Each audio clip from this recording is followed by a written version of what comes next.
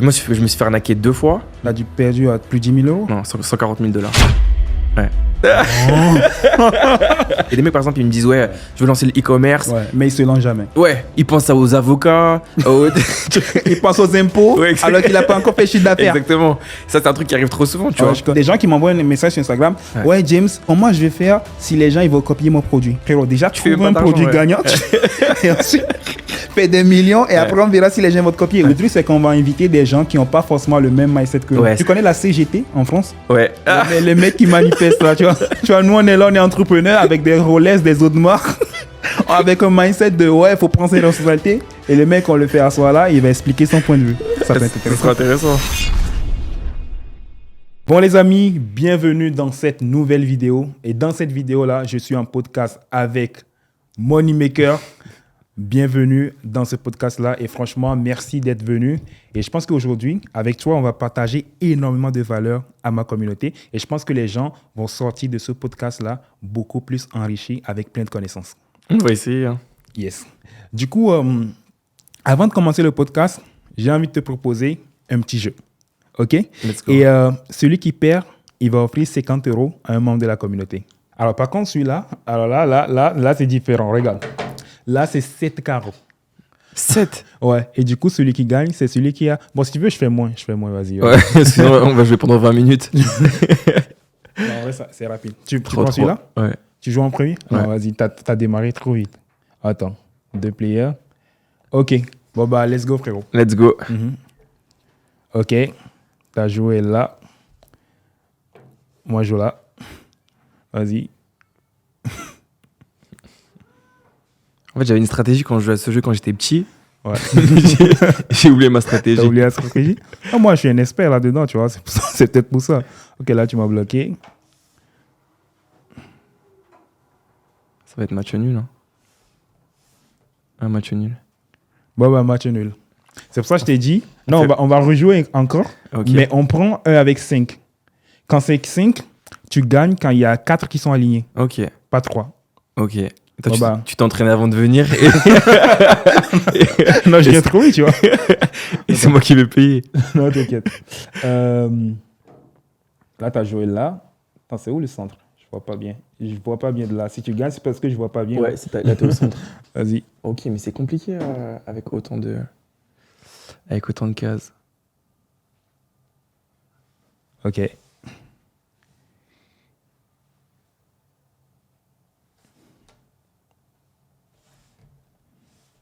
Ah là, je fais une erreur là. Ouais, j'ai gagné. Ah non? Il faut 4 qui soient alignés. Ouais, mais j'ai gagné. T'as gagné. Let's go. Bon, bah, les amis, c'est moi qui serai obligé de vous donner 50 € à quelqu'un qui va commenter cette vidéo YouTube. OK, les amis? Let's go. Du coup, Mr. Moneymaker, j'aimerais te demander de te présenter un peu à la communauté, aux gens qui ne te connaissent pas. Avec plaisir. D'ailleurs, merci pour l'invitation. Franchement, ça me fait grave plaisir d'être là. Et félicitations aussi pour tout ce que tu as fait parce que j'ai eu pas mal de propositions de podcasts et d'interviews. Ça me fait vraiment plaisir de la faire avec toi parce que ton parcours, le fait que tu viennes d'Afrique, que tu lâches rien, que tu bosses aussi fort, c'est un plaisir de faire le podcast avec toi. Merci, frérot. Du coup, moi, c'est Moneymaker. J'ai 27 ans. Ça fait 3 ans et demi que je suis à Dubaï. Les gens me connaissent un petit peu dans l'entrepreneuriat pour le e-commerce et mon projet NFT Métabillionnaire où on a fait pas mal de bruit sur le marché. Oui. Donc j'ai fait 4-5 millions d'euros de chiffre d'affaires en e-commerce. On a fait plus de 15 millions d'euros de chiffre sur Métabillionnaire. Et aussi j'avais une formation e-commerce sur la création de marque avec laquelle j'ai fait environ 150 000 € avec mon associé. Ouais. Donc c'est mes principaux business. OK. Et dis-moi, le nom Moneymaker, ça vient d'où? C'est une bonne question. Ouais. Moneymaker, en fait, c'est un pote à moi qui s'appelle Goldo. Justement, Goldo, je connais. Je t'écoute un peu. Et justement, en fait, à l'époque, c'était en 2015-2014. Ouais. Et c'était un petit peu compliqué, tu vois, au niveau de nos parents. On se faisait souvent virer de la maison, etc. Tu vois, donc c'était un petit peu chaud. Ouais. Et moi et Goldo, du coup, on vivait ensemble. Des fois, on dormait chez ma mère, des fois, on dormait à Cannes, des fois, on dormait dans des appartements dans ma ville d'où je viens, en France, à Nancy. Et en fait, lui, du coup, c'est un rappeur, pour ceux qui ne connaissent pas, il est vraiment bon dans la musique. Ouais. Et en fait, on avait un petit peu... des fois, on passait des soirées, on était là, on n'avait rien à faire, on rêvait un petit peu du futur, tu vois, comment ça allait être. Ouais. Tu vois, on se disait qu'on allait devenir millionnaire et on avait nos rêves, etc. Ouais. Et il me disait, en fait, ce qu'il faudrait faire, c'est que lui, c'est un rappeur, et que moi, dans le business, en fait, j'ai un nom, tu vois, une image que même si je suis pas dans le rap, tu vois, les gens ils vont savoir que ok, ce mec dans le business, il a un nom de, tu vois, un nom de scène un peu, tu vois, comme un personnage. Et c'est là que tu as choisi Moneymaker, Money c'est Maker. ça. Ouais, c'est ça. Ok, bon, bah, franchement, c'est intéressant. Ouais. Et moi, il y a un truc que j'ai remarqué, c'est que là, tu as dit que tu as fait pas mal d'argent et c'est des millions d'euros. La question que j'ai pour toi, c'est aujourd'hui, si on te retirait tout ce que tu as gagné, dans quel business tu te lancerais? Je pense qu'il y a deux...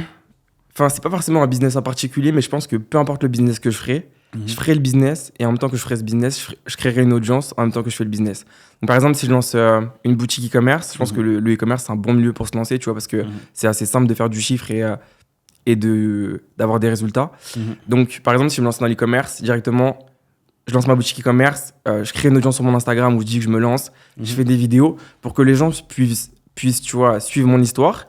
Et je sais que dès que je vais commencer à avoir des résultats, je vais pouvoir directement, tu vois, dupliquer mon business avec vente de coaching, vente de formation et faire travailler mon audience, tu vois. Alors, tu penses qu'aujourd'hui, avoir une audience, c'est une condition qui est importante pour développer un business?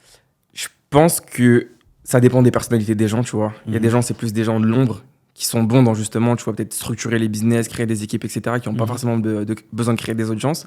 Mais je pense que le fait d'avoir une audience, c'est un capital, tu vois, c'est... Peu importe ce que tu fais, à partir du moment où tu as 1 million, 2 millions, 3 millions de followers et c'est une audience en plus qualitative, tu feras toujours de l'argent, tu vois. Ouais, ça, je valide à 100%. Parce qu'aujourd'hui, moi, j'ai l'habitude de dire aux gens, moi, je ne connais pas d'influenceurs pauvres. Je ne sais pas si toi, tu en connais. Genre quelqu'un qui a 1 million, 2 millions d'abonnés et qui n'a pas d'argent. Bah, en fait, j'en connais qui font moins d'argent que les entrepreneurs, justement, tu vois, qu'on connaît un petit peu. Mais ils ne sont pas pauvres. Ils sont pas pauvres, tu vois. Minimum, ils gagnent 5, 10, 15 000 euros par mois. Ouais. Et l'avantage avec... construire une audience, c'est que, en gros, à partir du moment où tu as une audience, tu ne peux plus jamais réellement manquer d'argent. Parce que quand tu as besoin d'argent, tu peux toujours lancer un produit, tu peux toujours proposer quelque chose. Mais aujourd'hui, tu penses que toi, tu avais un compte Instagram avant qui avait beaucoup d'abonnés. Qu'est-ce qui s'est passé? J'avais 15 000 abonnés. Je pense que c'est mon projet NFT, tu vois. Il y avait pas mal de haters au bout d'un moment, tu vois, parce qu'on a fait beaucoup de bruit, il y a eu beaucoup de visibilité. Donc, j'avais environ 15 000 abonnés. Et en vrai, j'aimais bien mon compte parce que je l'avais créé from the scratch. Et tu vois, quand tu as un compte, j'ai un petit attachement dessus. Et je pense que c'est juste, j'ai été signalé, tu vois, un mec qui a dû... ils ont... Et du coup, il n'y a pas moyen de le récupérer. J'ai essayé plein de fois et impossible. Ça fait combien de temps que ça a été bloqué? Ça fait environ 1 an que j'ai plus le compte. Et il n'y a pas moyen de... Non. Malgré tous les contacts que tu as? Ouais. Franchement, j'ai toqué à toutes les portes. J'ai essayé de payer même 5 000, 10 000 dollars pour récupérer le compte. Pourtant, c'est arrivé à plein de potes. En à peine une semaine, c'est revenu. Même moi, mon compte, ça a sauté plusieurs fois. Ouais, bah pareil. Hein. En fait, les a fait revenir. Je me suis fait bannir une fois. J'ai réussi à le récupérer en 1 ou 2 jours. Et après, la deuxième fois, je me suis refait bannir. Et là, c'est impossible. Et là, même des fois, de temps en temps, j'ai des contacts, tu vois, qui connaissent des gens qui bossent chez Instagram. Et quand je demande... Ils peuvent pas. Ouais. Ok. Mais bon. Bon, bah, franchement, intéressant, frérot. Et ce que j'aimerais savoir aussi, c'est au niveau de l'e-commerce, est-ce que tu as pu développer une vraie marque ou t'es resté seulement dans le dropshipping? En fait, moi, e-commerce, j'ai un parcours un petit peu spécial parce que j'avais commencé en 2016. Donc en 2016? Ouais. C'était avant beaucoup de personnes? Ouais, avant beaucoup de personnes. Ouais. Je pense que j'ai pris la première formation e-commerce de France presque. C'était la formation de qui? Sébastien Cerise. Ah ouais, je connais. Je connais de nom. Ouais, c'est un ancien, tu vois. Et du coup, quand j'ai commencé, c'était beaucoup Facebook, tu vois. Donc, je fais beaucoup de Facebook Ads dans mon coin. Je parlais pas forcément avec les gens. Et en fait, justement, quand j'ai vu la vague influenceur, parce que je pense que c'est Yomi quand même qui a ramené la vague influenceur avec ses vidéos YouTube et sa formation. Et au même moment que Shona Event explosé, tu vois, justement, qui a ramené beaucoup de monde dans l'e-commerce. Quand j'ai vu cette vague, moi, j'étais à fond dans le Facebook Ads, j'ai gagné mes 1 000 euros par jour. Et j'étais focus sur ce que je faisais. Et comme je faisais déjà mes 1 000 euros par jour, je me disais, ouais, je vais me focus sur ce que je fais actuellement. Et je suis pas directement partir sur les influenceurs, tu vois. Donc, j'ai beaucoup de 2016 jusqu'à 2019, je me suis focus sur les influenceurs. Et en fait, en 2019, j'ai rencontré un de mes associés à Los Angeles, tu vois, qui lui avec une marque e-commerce. Donc en fait, moi, j'ai ramené un petit peu toute ma connaissance sur sa marque, voilà, sur Facebook, l'emailing, le retargeting, tout ce que j'avais fait. En fait, vous avez développé plutôt sa marque à lui? Ouais, c'est ça. Ok. Bon, bah, c'est intéressant. Et ça fait combien de temps que toi, tu es à Dubaï? Parce que tu étais là même avant que je vienne. Ouais, depuis 2019. 2019? Ouais, octobre, novembre 2019, ouais, je crois. Et depuis, t'es jamais reparti? Non. Tu voyages beaucoup? Ouais, j'ai fait Los Angeles, Bali, Miami, New York, Marbella. Mais Dubaï, après, on est bien quand même à Dubaï, tu vois. Qu'est-ce que tu aimes à Dubaï? Moi, ce que je kiffe personnellement, c'est il y a la sécurité. Tu vois, là, par exemple, on a des montres, tu vois. Si on était à Paris, Bref. Et Marcus, il s'est fait voler sa Rolex combien de fois? 3 fois, je pense. Il m'avait dit une fois, dans la voiture, il s'est fait casser la vitre. Ah ouais? Ouais. Ah ouais, ok. Ouais, une fois. Ouais. Franchement, la sécurité. Et, la sécurité, le network. Tu vois, avoir la chance de... Tu rencontres des gens, même par exemple, hier, on était à la soirée d'Oussama, tu vois, j'ai rencontré plein de gens. Justement, parlons de la soirée, t'es parti à 4h du matin. Ouais. Pourquoi t'es parti le network, justement, ça me manquait un petit peu, justement, de parler avec des gens que je connaissais pas, apprendre des nouveaux business, apprendre des personnes que je connais pas. Donc, hier, quand je suis parti, j'étais vraiment dans l'optique de faire du network et rencontrer des gens. Ok. Et j'ai rencontré des gens hyper intéressants. T'as pu discuter avec Oussama lui-même? Oussama, pas trop, hein. Comme c'était l'autre, je pense qu'il y a beaucoup de gens qui lui parlaient, etc. Tu vois. Mais en tout cas, c'était cool de sa part. Et à part la sécurité et le networking, qu'est-ce que tu aimes d'autre? Je pense que j'ai l'impression que Dubaï, ça se voit que ça a été fait par un businessman, tu vois. Tout est optimisé pour que tu puisses avoir des choses qui sont utiles comme le taxi ou avoir une maid. Tu vois, par exemple, moi, j'ai une maid qui fait le ménage, bien sûr. la cuisine chez moi, que je paye un prix, tu vois, qui est... Par rapport à la France, c'est beaucoup moins cher. Exactement, ouais, c'est ça. En franchement, je paierais peut-être 2000, 2500 euros pour avoir une cuisinière. Le SMIC, quoi. Ouais. Alors que ici, je paye 1000 euros par mois, tu vois, pour une personne qui m'aide pour le ménage à la cuisine. Donc ouais, je pense que tout est optimisé, que ce soit la sécurité, les taxes, le business, le network. C'est vraiment, je pense que... Moi, ce que j'aime bien dire de Dubaï, c'est genre un centre de formation pour les entrepreneurs, tu vois. Si t'es un entrepreneur et que tu veux te développer, tu vois, apprendre de nouvelles compétences. Et moi, pareil, hein, c'est ce que j'aime à Dubaï, c'est premièrement la sécurité, comme tu as dit. Parce que ici, voilà, là, tu as une montre, là, ça vaut combien, ça? 250, celle-là. 250 000, c'est c'est quoi le nom exact? C'est Audemars, céramique open wheel. Squelette. Voilà, ça par exemple, tu peux porter des montres comme ça à Dubaï sans craindre que quelqu'un vienne te voler. Et aussi le network.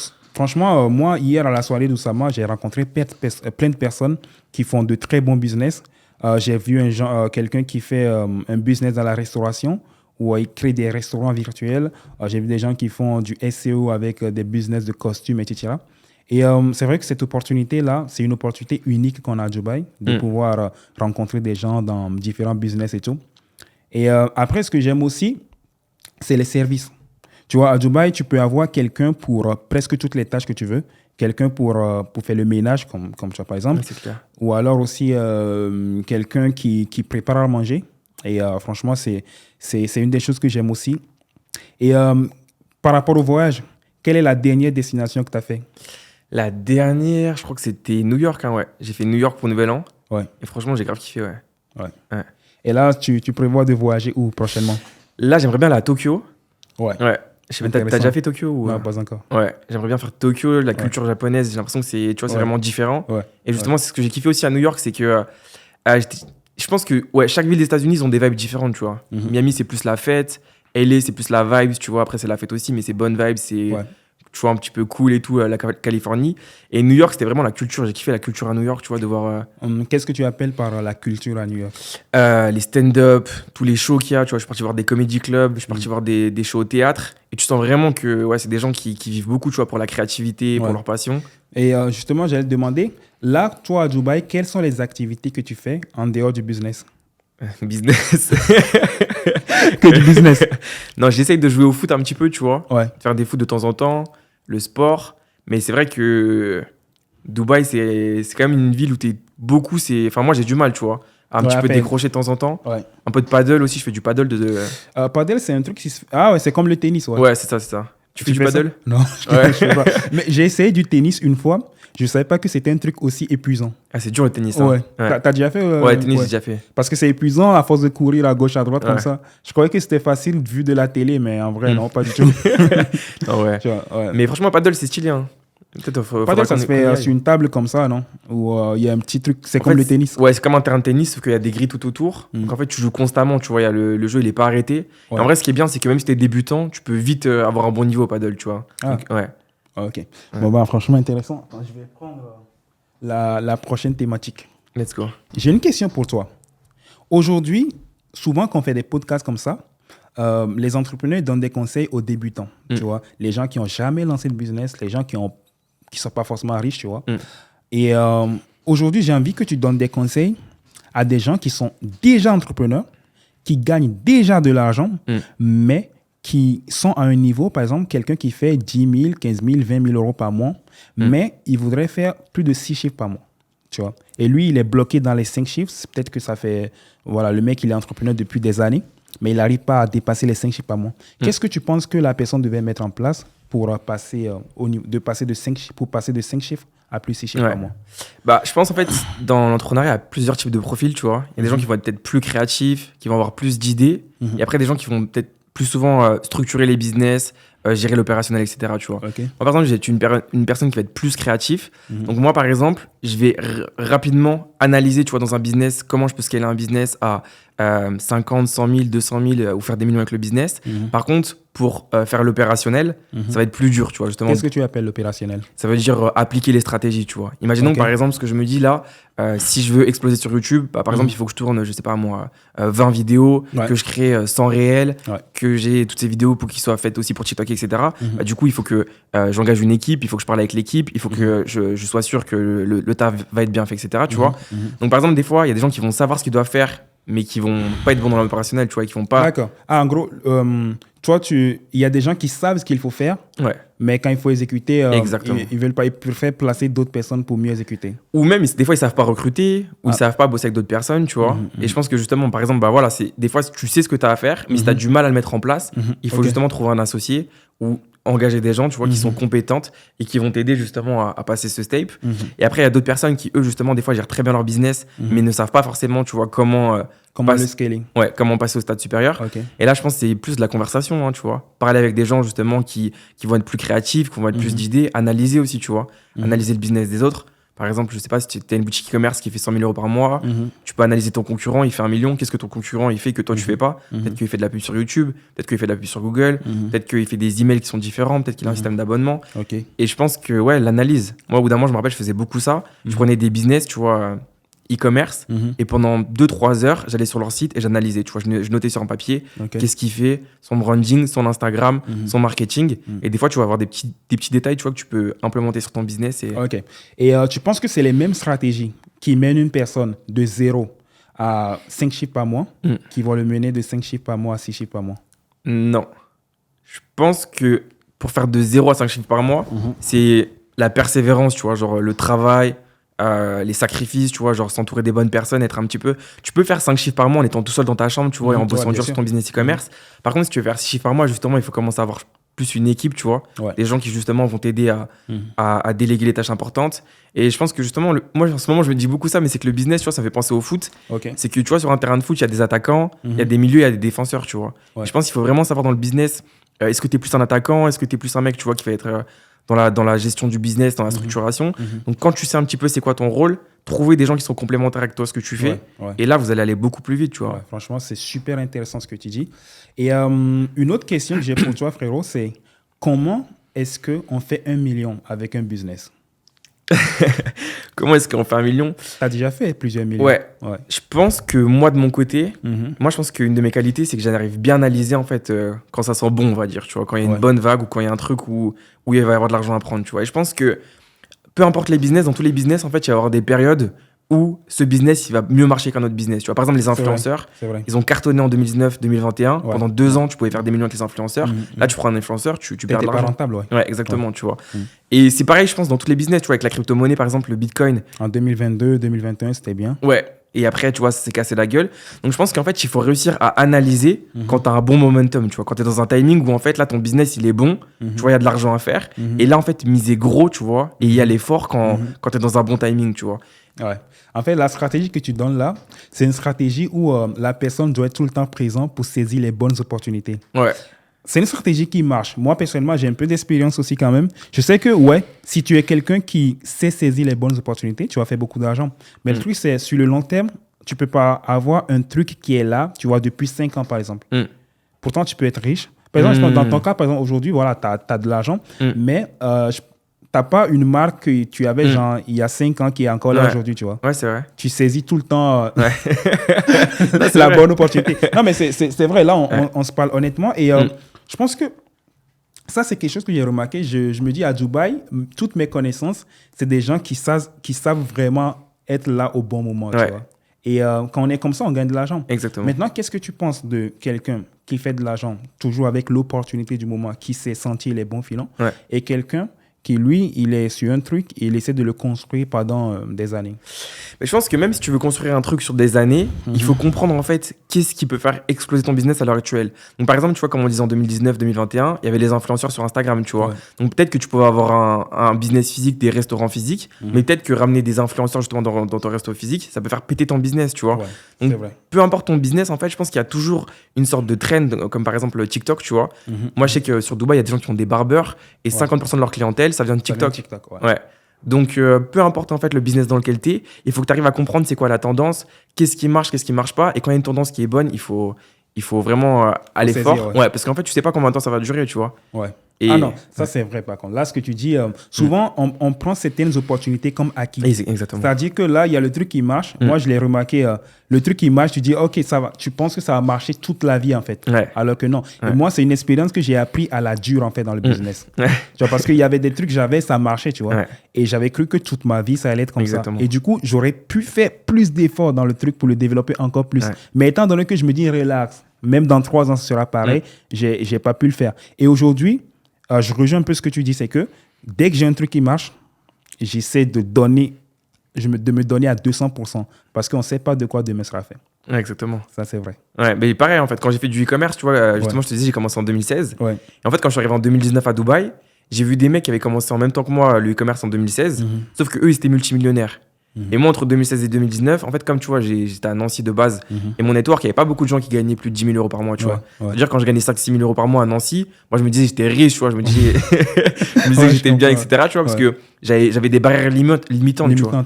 Je me disais, si tu me disais... Et moi aussi.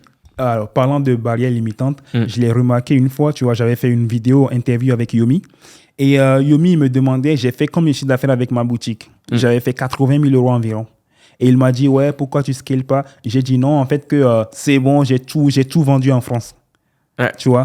Et moi, à l'époque, parce que voilà, à l'époque, j'avais combien? J'avais genre 19, un truc comme ça. Et je pensais que si tu vends 80 000 euros de CA sur un marché, le marché est déjà saturé. Ouais. Alors que non. Ouais, du tout. Croyance limitante, tu vois. Je peux faire 10 millions rien que sur le marché francophone. Tu vois? Et cette croyance, elle a sauté quand j'ai vu, en fait, que j'ai vu d'autres personnes faire beaucoup d'argent sur un seul marché. Parce qu'avant moi, j'avais cette croyance-là que, en fait, quand tu as une boutique e-commerce, tu ne peux pas faire beaucoup d'argent, genre plusieurs millions sur un seul marché. Tu vois? Et c'était une croyance limitante. Ouais. Et si je n'avais pas cette croyance, j'aurais pu faire beaucoup plus d'argent avec ma première boutique qui a marché. Exactement. Tu vois? Ouais. Je croyais que je ne pouvais pas le scaler. Je croyais que c'était bon. 80 000, c'était la limite, tu vois. Et c'est incroyable. Ouais, j'ai eu pareil.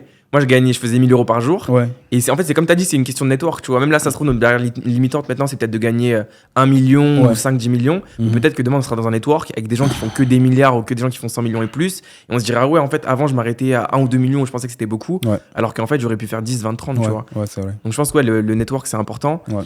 Et justement, parlant de network, je pense que toi, tu as quand même un bon network à Dubaï. Ça va, ouais. Et la question que j'ai pour toi, c'est est-ce que tu penses que le network, genre, quelle est l'importance que tu donnes au network dans la croissance dans le business? Tu penses que quelqu'un qui a zéro network, est-ce que tu penses qu'il peut réussir à être millionnaire tout seul? Ouais, mais il mettra peut-être 3 fois plus de temps qu'un mec qui va avoir le bon network, tu vois. Parce qu'en fait, ton network, c'est des informations, c'est des connaissances, c'est de l'expérience. Ça veut dire que toi, peut-être, tu as un business sur lequel tu fais 50 000 euros par mois, mais peut-être que tu peux optimiser tes marges, parce que peut-être un mec, il a un meilleur fournisseur que toi, ou peut-être qu'un mec, il a un meilleur contact chez Facebook, ou tes pubs, elles vont plus être bloquées, tu vois. Ouais.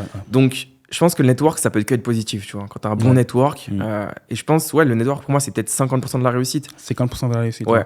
Je pense qu'il y a 50%, c'est travail sur soi, tu vois.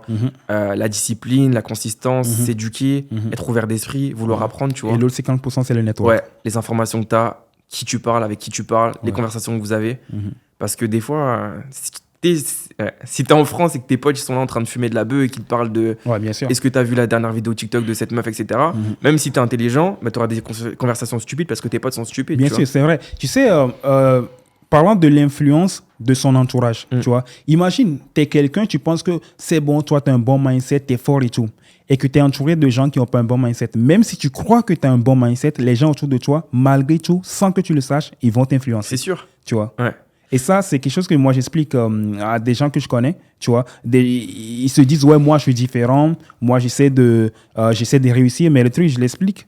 Tant que tu es entouré de ces gens-là, peu importe ta volonté. En fait, le truc, c'est la personne dit qu'il ne m'influence pas parce que je suis différent. Mais le truc, c'est, il y a une citation qui dit « L'environnement est toujours plus fort que l'individu ». C'est clair. Tu vois, c'est-à-dire peu importe ta volonté, peu importe à quel point tu as un bon mindset, si tu es entouré de gens qui font de la merde, bah, inconsciemment, ça va jouer. Pas bien. Ouais. Parce qu'en fait, les conversations qu'ils vont avoir avec toi, elles vont influencer ton niveau de réflexion, tu vois. C'est-à-dire que si tu parles avec une personne, même si toi, de ton côté, tu dis ouais, moi j'ai un bon mindset, je suis ambitieux, etc. Le fait que tu parles avec des gens, par exemple, qui vont te dire ouais, mais pour moi, par exemple, je sais pas, gagner 1200 euros par mois, c'est bien. Si tu es millionnaire, bah, ton débat, ça va être. Enfin, si toi, tu veux devenir millionnaire, ton débat, ça va être de débattre avec ton pote. Pourquoi est-ce que gagner 1200 euros, c'est pas assez? Alors que par exemple, si tu as la même discussion avec un mec, tu vois, justement, qui veut devenir multimillionnaire et qui est hyper ambitieux, vous allez vous dire ah ouais, bah. Toi, tu penses quoi de ça ou c'est quoi ton idée par rapport à ça? Et tu vois, au lieu d'avoir une conversation qui va te tirer vers le haut, qui va t'inspirer, qui va te faire grandir, tu vas avoir des conversations qui vont te frustrer avec des gens qui te frustrent, tu vois. Bien Donc, sûr. je pense vraiment qu'il faut vraiment pas sous-coter l'entourage. Ouais, hyper important. Et comment toi tu fais pour, si tu veux, par exemple, pour quelqu'un qui vient d'arriver à Dubaï, comment est-ce que tu fais pour t'entourer des bonnes personnes?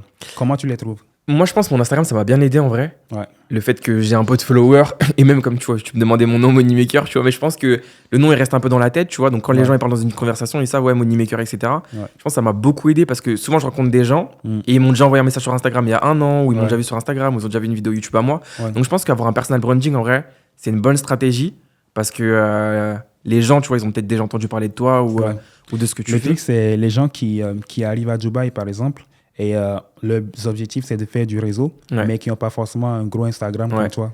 Comment est-ce qu'ils font? C'est une bonne question. Les events. Au début, tu n'avais pas beaucoup d'abonnés sur Instagram. Quand je suis arrivé à Dubaï, je pense que j'avais 8K peut-être. 8K, mais quand j'avais pas beaucoup de réseau, c'était un peu de la chance en vrai.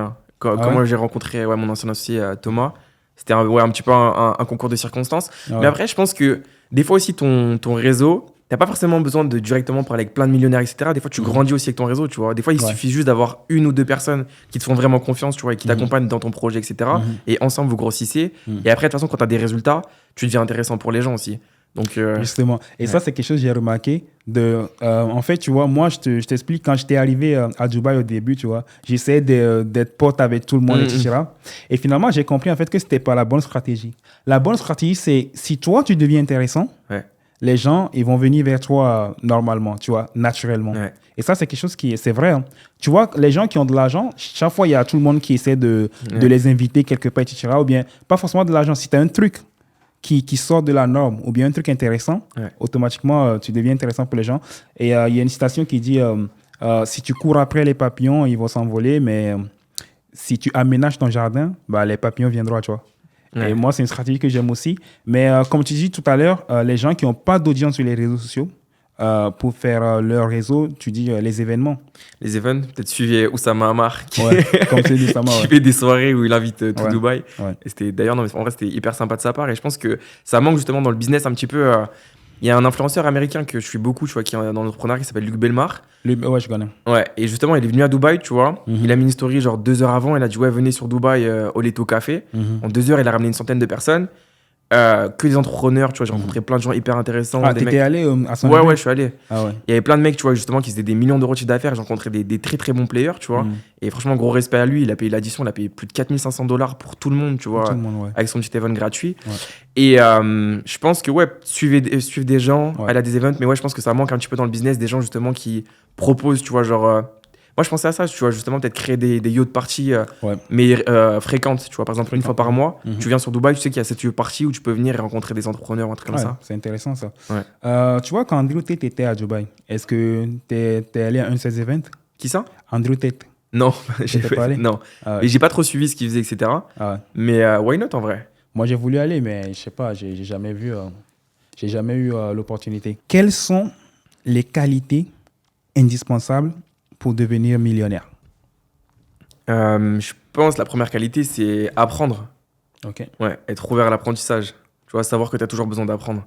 Ça veut dire que même, peu importe le nombre de chiffres d'affaires que tu as fait, peu importe là où tu es aujourd'hui, être ouvert à l'apprentissage, tu vois. Moi, j'ai vraiment remarqué, genre, j'ai plein de potes, tu vois, dans ma ville où je vis à Nancy, des gens que j'apprécie vraiment, que je kiffe vraiment. Mais quand justement je regarde mon network et je regarde qui est devenu millionnaire, qui a des gros résultats, etc., je me rends compte que les gens qui sont ouverts d'esprit, et qui sont ouverts à l'apprentissage, tu vois, qui prennent des conseils un petit peu de tout le monde, de n'importe qui, Et quand tu compares avec les gens qui sont un petit peu genre, tu vois, qui ont du mal à prendre une critique, du mal à prendre un commentaire, tu vois, et bah, je vois qu'ils mettent beaucoup plus de temps à évoluer, tu vois. Donc, je pense qu'il y a une grosse qualité, c'est l'apprentissage. L'apprentissage, ouais. Et travailler sur soi, tu vois. Ok. Et quelle question tu as pour moi? J'ai plein de questions. Vas-y. Peut-être tu peux nous parler de l'Afrique. Moi, en vrai, je te jure, c'est quelque chose que je trouve passionnant parce qu'en France, tu vois, il y a beaucoup de gens, même peut-être des gens qui vont regarder cette vidéo, tu vois, qui se plaignent un petit peu. Mais tu vois, en France, il y a des révolutions, etc. Je t'explique. Moi, quand je suis arrivé en France, tu vois, j'ai vu que les gens avaient Internet 24 heures sur 24. Ils avaient l'électricité 24 heures sur 24. Moi, quand j'ai vu ces deux choses-là, je me suis dit, je vais être millionnaire. C'est-à-dire que moi, je me suis dit, si j'étais né et que j'avais l'Internet 24 heures sur 24, l'électricité, ce confort de vie matériel, à 9 ans, je serais déjà millionnaire, frérot. Parce que je me suis rendu compte que les gens en France ne se rendent pas compte de l'avantage qu'ils ont d'être dans ce pays-là. Quand moi, la première fois que j'ai vu les gens manifester en France, je n'ai pas compris. Je me dis, comment tu peux être dans un pays pareil, dans un pays où même si tu ne travailles pas, tu es payé. Comment vous appelez ça? C'est le RSA. Le RSA. C'est-à-dire le mec, il branle rien. Et il est quand même payé. Et le mec, il se permet quand même d'aller manifester. Tu vois? Pour quelqu'un qui vient d'Afrique, c'est un choc. Tu vois? Je me suis dit, mais moi, je suis né ici, je me manifeste jamais. Je manifeste jamais. Genre, je fais ma gueule et je travaille. Tu vois? Et je pense que les Français ne se rendent pas compte, en fait, de l'avantage que c'est d'être en France. Regarde, il y a de l'eau potable partout en France. Il y a, la plupart des gens, ils ne meurent pas de faim. La plupart des gens qui manifestent en vrai, à l'échelle mondiale, c'est des bourgeois. Tu vois? C'est clair. Et du coup, après, moi, je ne comprends pas. C'est intéressant ce que tu dis parce que c'est des bourgeois, mais qui n'ont pas, ils ont pas acquis leur bourgeoisie par eux-mêmes. Tu vois, ils sont nés en France, donc la France leur a donné ce luxe, tu vois, justement, d'avoir de l'eau, d'avoir, comme tu disais, le RSA, les APL. L'Internet, frérot. L'Internet. Franchement, l'Internet, en Afrique, c'était compliqué parce qu'en Afrique, tu ne peux pas avoir Internet. Bon, en tout cas, là, à l'époque, moi, j'étais parti. Je n'avais pas Internet 24 heures sur 24. Pour avoir Internet, il faut aller dans un cybercafé. Tu achètes 2 heures de connexion Internet. Et c'est là que tu peux, si tu veux lancer un business, c'est pendant ces 2 heures d'Internet que tu as, tu vois. Et quand j'étais venu en France, j'avais Internet toute la journée. Et là, je me suis dit, vas-y, il faut que je lance un truc. Tu vois. Et là, aujourd'hui, sincèrement, je te dis, bon, avec des si, on peut refaire le monde, tu vois. Mais si j'étais né en France, je serais plus riche beaucoup plus tôt. Après aussi, ce qu'il faut se dire, c'est que, justement, tu vois, le fait que peut-être que tu es grandi en Afrique et que tu ce mindset où tu dois te débrouiller pour tout, peut-être ça t'a poussé aussi à devenir débrouillard, entrepreneur. Peut-être qu'en France, les gens, ils sont endormis parce que, justement, on les met dans une facilité qui fait qu'eux-mêmes, ils n'ont pas à se poser la question comment je peux gagner de l'argent, tu vois. Et le fait aussi que je vienne de l'Afrique, ça m'a permis d'être conscient de l'opportunité que c'est d'être en Europe, tu vois. Mais le truc, c'est les gens qui sont nés en Europe, ils ne se rendent pas compte du truc. Imagine, tu es en train de travailler et puis, délestage, il n'y a plus d'électricité. Tu vois. Ça, c'est des problèmes que les gens en France, ils ne connaissent pas. Et pourtant, les mecs, ils vont manifester. Imagine, les mecs, ils ont Internet 24 heures sur 24 et ils ne peuvent pas lancer un business. Ils sont obligés d'aller gueuler sur Macron, tu vois. Alors qu'avec Internet, frérot, tu peux tout faire. Tu peux tout faire. Tu vois. Et les mecs, ils ont Internet, mais ils ne font rien. Tu vois. Et ils ne se rendent pas compte.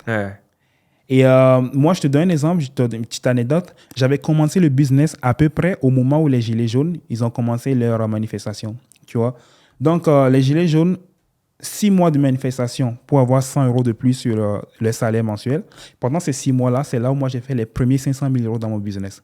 Et du coup, il faut comprendre qu'on a notre destin entre nos mains, tu vois. C'est clair. Parce que moi, je pense que ça ne vaut pas la peine d'aller manifester dans le froid pendant des semaines pour obtenir 100 € de plus sur son salaire. C'est clair. Alors que ces 6 mois de manifestation-là, sérieusement, si tu te concentres sur un business, tu changes ta vie. C'est clair. Tu vois. Et c'est ce que moi, j'ai fait. Tu vois. Mais c'est vrai. Et en fait, le truc, c'est que moi, je comprends un petit peu les gilets jaunes dans le sens où c'est vrai que même si en France, on est hyper avantagé, il y a toujours des injustices, etc. Et je peux comprendre que les gens, tu vois, ils soient contre ces injustices, mais tu as totalement raison sur le fait qu'en fait, est-ce que le plus intéressant, c'est de partir dehors, manifester contre le gouvernement, ou est-ce que le plus important, c'est de te concentrer sur toi-même et te dire, OK, peut-être que le gouvernement me donne pas ça, ou peut-être que là, on se fait escroquer, mais est-ce que le plus important, c'est peut-être pas de se focus sur soi-même, tu vois, justement, commencer à lire des livres, acheter une formation, lancer un business et... En fait, je pense qu'il faut être suicidaire pour laisser le gouvernement. Et franchement, tu sais, il y a un truc. peu importe, il y a des gens qui pensent que l'État a une implication dans leur vie. C'est-à-dire qu'il y a des gens qui pensent vraiment que leur situation, c'est à cause de l'État qui n'est pas bon, c'est à cause du pouvoir en place, tu vois. Mais moi, je ne comprends pas ces gens-là. À quel moment tu penses que ta situation financière, c'est à cause d'Emmanuel Macron? Parce que moi, quand j'allais lancer mon business, je ne sais plus qui était président, c'est Macron. Il ne m'a pas empêché de lancer mon business, tu vois. C'est-à-dire qu'aujourd'hui, les politiques, les gens qui pensent vraiment ça, c'est une erreur de raisonnement. Que ce soit Macron, le président, ou Hollande, ou peu importe quelqu'un d'autre, en réalité, ça ne devrait changer rien à ta vie, tu vois. Parce que ta vie, tu es le seul et l'unique maître. Les gens qui pensent comme ça, c'est les gens qui ne prennent pas leurs responsabilités. Tu vois, moi, je pense que je suis partisan de il faut entièrement prendre ses responsabilités. C'est-à-dire que ce qui m'arrive en bien comme en mal, c'est la faute de personne. C'est de ma faute. Tu vois, et si je réussis, c'est grâce à moi. Si j'échoue, aussi, c'est de ma faute. Et justement, tu ne penses pas qu'en Afrique, justement, par rapport à ça, parce que moi, par exemple, j'ai pas mal, je suis congolais français et j'ai pas mal de cousins au Congo, etc. Et j'ai l'impression qu'en Afrique, ils ont un petit peu aussi ce truc qu'ont les Français, c'est justement, tu vois, d'être plus dans l'attente du gouvernement et dans un peu fataliste, tu vois, en mode, moi, j'ai grandi en Afrique et je peux rien faire. Et c'est pour ça que, justement, je suis content de voir ton parcours et des gens comme toi, justement, qui partent d'Afrique, qui viennent d'Afrique et où il y a aussi le junior Natabou qui vient d'Afrique et tu le vois, il est jeune, il arrive à Dubaï, il fait des millions d'euros de chiffre d'affaires. Et moi, je trouve que c'est important aussi de montrer, tu vois, justement, que peu importe d'où tu viens sur Terre, même si c'est peut-être plus difficile, parce que comme tu disais, il y a des difficultés que nous, en France, on pense même pas. Internet, l'eau, des choses bêtes, tu vois, qui pour nous, c'est des acquis. C'est des acquis, alors que pour eux, c'est une difficulté de tous les jours. Mais c'est quand même possible, tu vois, même si justement, il y a cette difficulté il faut croire en soi et justement pas attendre que le gouvernement ou un cousin, parce que je sais qu'en Afrique, il y a beaucoup ça. Et je sais qu'il y a des Africains aussi qui regardent tes vidéos. Et moi, je sais que j'ai des cousins qui me demandent de l'argent, qui attendent sur moi, parce qu'ils savent que j'ai fait de l'argent, tu vois, pour changer leur vie. Alors que, pour moi, tu peux aider les gens, tu vois, mais la vérité, c'est que la seule personne qui peut vraiment changer ta vie, c'est toi-même, tu vois. Et je pense qu'en Afrique, des fois, ils ont aussi ce problème, comme en France, tu vois. Non, en fait, c'est une question de mentalité, tu vois. Pas vraiment de situation géographique. C'est-à-dire qu'il y a des gens, en fait, ils prennent pas leurs responsabilités. C'est comme ça, moi, je l'explique. C'est-à-dire, le mec qui pense que s'il est pauvre, c'est parce qu'un élément extérieur en est la cause, tu vois. Et vraiment, c'est une question de mindset, tu vois. C'est-à-dire que moi, par exemple, si je lance un business, ok, je fais un truc qui flop, je me dis, c'est parce que j'ai du mal faire quelque chose. Prochainement, je vais mieux faire, je vais réussir. Certaines personnes, quand ils font un truc qui flop, tout de suite, ils vont se dire, non, c'est parce que lui, il a mal fait un truc. C'est parce que lui, en fait... Par exemple, c'est les gens qui prennent une formation. Je te donne un exemple. Moi, j'ai pris la formation Yomi. Et la première promotion avec un influenceur que j'ai fait, j'ai perdu de l'argent. J'ai perdu 980 €. À ce moment-là, si j'avais le mindset de quelqu'un qui ne prenait pas ses responsabilités, je vais dire, en fait, la formation Yomi, c'est de la merde. Moi, j'ai acheté 1000 balles de formation, après, j'ai perdu 980 €. Pareil, c'est un arnaqueur. Tu vois? Non, moi, je me suis dit, OK, il y a des gens avec cette formation qui ont des résultats. Si moi, je n'ai pas eu de résultats, c'est parce que j'ai du mal à faire quelque chose. Prochainement, je vais m'améliorer et je vais avoir des résultats. Et c'est ce qui s'est passé. T'imagines qu'il y a certaines personnes, ils prennent une formation, la même formation que d'autres personnes ont et qui ont des résultats. Eux, ils prennent exactement la même formation, ils n'ont pas de résultats. Au lieu de se dire, en fait, qu'est-ce que j'ai du mal à faire? Puisqu'il y a des gens qui ont des résultats avec la formation, ils vont dire, non, en fait, c'est la faute de la formation, c'est la faute du formateur. C'est clair. Tu vois? Et avec ce mindset-là, on va pas loin. Ouais, c'est clair. Et il y a beaucoup de gens qui, justement, dans l'e-commerce, c'est quelque chose qui est fréquent, ou même, tu vois, qui sont toujours en train de regarder sur les événements extérieurs ou de toujours regarder un petit peu pour la nouvelle stratégie ou la recette miracle qui va les rendre riches. Mais tu vois, il faut juste en fait se concentrer sur soi-même, mettre le travail, tu vois, analyser, vraiment être vraiment focus. Et tu vas te rendre compte que si tu restes focus sur ton business pendant 6 mois, 1 an, 2 ans, 3 ans, t'inquiète pas que tu vas avoir des résultats. Tu vois. Le problème, c'est que les gens sont trop pressés. Et il y a aussi certains qui ont des attentes surréalistes. C'est-à-dire que le mec, il pense que quand il prend la formation, le coaching, sa vie va changer dans les 2 prochaines semaines. Tu vois. Et aussi, au lieu de travailler lui-même, il met tout le travail. C'est-à-dire, il délègue le travail à la formation ou bien au formateur. Ils pensent qu'ils te payent et maintenant c'est bon, tu vois, ils vont réussir leur vie grâce à toi. Et quand ils se rendent compte qu'en fait, c'est un vrai business, l'e-commerce, et qu'il faut travailler, et là, il y a la phase de désillusion qui arrive, tu vois. Il se dit, mais moi, je vais prendre la formation Yomi, par exemple, et au bout de 3 semaines, je vais être millionnaire, tu vois. Et au bout de 3 semaines, le mec, il se rend compte que, en fait, il a lancé 3 produits qui ne sont pas rentables et il va falloir lancer d'autres produits. Et là, désillusion, tu vois. Et finalement, qui sont les gens qui réussissent? C'est les gens qui, malgré les échecs, ils vont continuer jusqu'à ce que ça marche. Moi, j'ai jamais vu un mec qui bossait pendant 6 mois, 1 an, 2 ans intelligemment qui n'avait pas de résultat. T'en connais pas. J'en connais pas. Non, mais vraiment, tu vois ce que je veux dire. Tous les gens que je connais qui sont en situation d'échec, je peux aller droit dans ses yeux et lui dire, il y a ça que tu fais mal, tu vois. Soit les gens, ils refusent d'apprendre, soit les gens, ils ont trop d'ego, soit les gens, tu vois, c'est plein de raisons, mais tu peux analyser dans une personne pourquoi elle réussit ou pas, tu vois. Et moi, j'ai la chance, j'ai plein de potes qui sont millionnaires. Moi-même, je suis devenu millionnaire, tu vois. Et justement, je kiffe analyser, tu vois, un petit peu les patterns. Ou ce qui fait qu'une personne va réussir ou pas. Et tous les gens que je connais qui réussissent, c'est la même chose. Ils prennent les responsabilités, ils font des sacrifices, ils travaillent, ils analysent. Et il n'y a pas de secret, en fait. Et c'est vrai qu'il y a beaucoup de gens qui, tu vois, qui attendent pour, comme je disais, tu vois, un peu une recette miracle ou un truc qui va venir du siècle, où ils pensent qu'ils vont payer un coach 2500 € et maintenant, ça va être magique. Non, il n'y a pas de magie. Ça n'existe pas. Par rapport aux responsabilités, je pense que c'est l'une des conditions les plus importantes de la réussite. C'est-à-dire, moi, je dis toujours aux gens, prenez vos responsabilités. Parce que quelqu'un qui ne prend pas ses responsabilités, c'est quelqu'un où tout ce qui lui arrive, c'est jamais sa faute. Et le problème avec ça, c'est que la personne ne peut pas s'améliorer. Comment tu veux t'améliorer si c'est jamais ta faute? Comment est-ce que tu veux trouver ce qui va mal chez toi si c'est jamais ta faute? Tu vois, ça dit que le mec qui lance un truc et que le truc marche pas, et il dit non, c'est pas de ma faute, c'est la faute de ci, c'est la faute de ci, il voit pas le problème chez lui, en fait. Il voit toujours le problème chez les autres. C'est clair. Tu vois? Et moi, je pense que la première étape vers le succès, c'est déjà de reconnaître ses points forts et ses points faibles. Et je pense que voilà, c'est vraiment un truc important de prendre ses responsabilités, mais en bien comme en mal. C'est-à-dire que quand tu travailles fort et que tu lances un truc qui marche, tu te félicites, les gens qui t'ont aidé, etc. Mais quand ça foire aussi, et c'est là où il y a le problème. La plupart des gens, c'est quand ça foire que là, c'est plus de leur faute. Et c'est plus, tu vois. Donc, il faut prendre ses responsabilités, que ce soit en bien ou en mal. C'est vraiment une des conditions pour réussir. Ouais. Mais je pense à tout niveau, hein, parce que même c'est vrai que des fois, tu fais des millions d'euros de chiffre d'affaires, et peut-être des fois, tu peux devenir un petit peu imbu de toi-même, tu vois. Quand tu commences à faire pas mal d'argent, quand tu as fait des gros chiffres. Et c'est vrai que des fois, ça fait mal quand tu as fait peut-être 1 ou 2 millions, 3 millions, 5 millions, de te remettre en question et te dire, ouais, en fait, sur ça, j'ai fait de la merde, ça, je l'ai mal fait, ça, faut que je travaille. Et je pense que, ouais. Parce que des fois, quand tu as fait beaucoup d'argent, tu vas penser qu'en vrai, tu es meilleur que les autres. Exactement, ouais. Alors que tu peux avoir peut-être plus d'expérience ou un petit peu plus de chance ou t'es arrivé au bon moment. Mais en fait, il faut toujours constamment se remettre en question, se dire, ouais, sur ça, j'étais nul, sur ça, il faut que je travaille, sur ça, il faut que je m'améliore. Et des fois, ça fait mal, tu vois. C'est vrai. Toi, quels sont les critères, les qualités que tu cherches chez une personne qui va être ton partenaire dans le business? Ouais, c'est une très bonne question. Je pense, premièrement, c'est une personne qui te remette en question, en fait. Ça veut dire, quand tu t'associes avec une personne, c'est comme un mariage en vrai. Tu vois, tu vas parler avec la personne tous les jours, il y aura beaucoup de communication. Et je pense qu'il faut réussir à avoir une communication où vous pouvez aller dans le dur, tu vois. Donc ça veut dire que quand il y a quelque chose qui ne va pas ou quand il y a quelque chose qui ne plaît pas, avoir une bonne communication où je peux dire à mon associé, ouais, sur ça, t'as pas été bon, ou lui me faire un retour, ou là en ce moment, t'es pas assez bon. Et moi, j'aime bien avoir un associé qui sont crus, tu vois. Des gens qui peuvent me dire, même si des fois, justement, c'est un peu trash, moi, je préfère un associé qui va me dire, ouais, là, t'étais nul, c'était éclaté. Et je sais que je travaille sur ça et je peux revenir plus fort. En gros, tu cherches quelqu'un qui est honnête. Honnête. Mais... Et à part cette qualité, qu'est-ce que tu recherches d'autre? Honnête, après, le respect et croire en soi, tu vois. Parce qu'il y a des gens, il y a un truc auquel je pense beaucoup en ce moment, il y a des gens qui veulent faire de l'argent sur toi, il y a des gens qui veulent faire de l'argent avec toi, tu vois.